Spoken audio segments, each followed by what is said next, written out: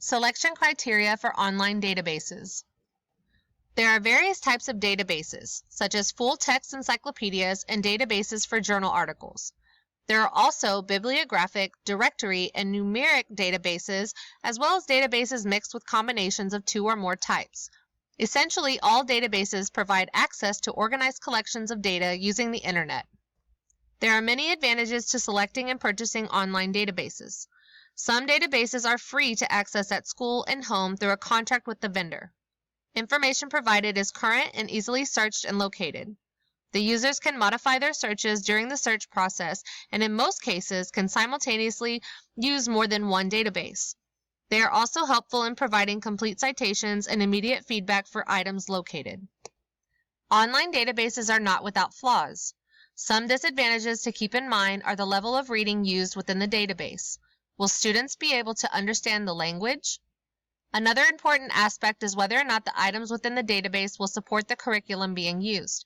Some databases require the librarian to train the teachers and students on search strategies, evaluating selecting relevant items, and interpreting bibliographies. This can be time-consuming, so the point is to select databases that are user-friendly and fit the library best. Lastly, there is the ever-present possibility of downtime and malfunctions which comes with any technology. Ultimately, there's 4 topics that should be considered when selecting online databases. First, check to see if free or low-cost options are available that suit your library.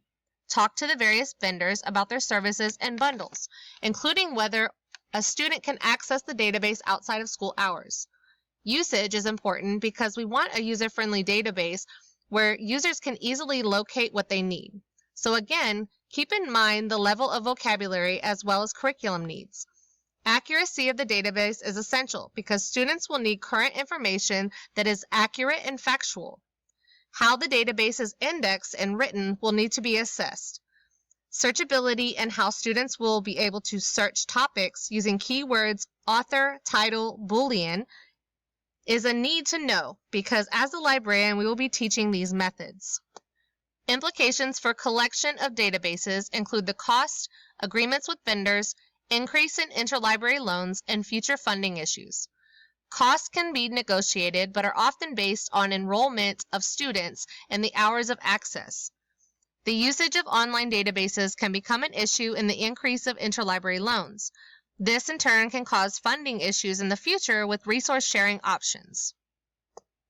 Online databases come with a license agreement through the vendor which states what a publisher feels is fair use of the materials included.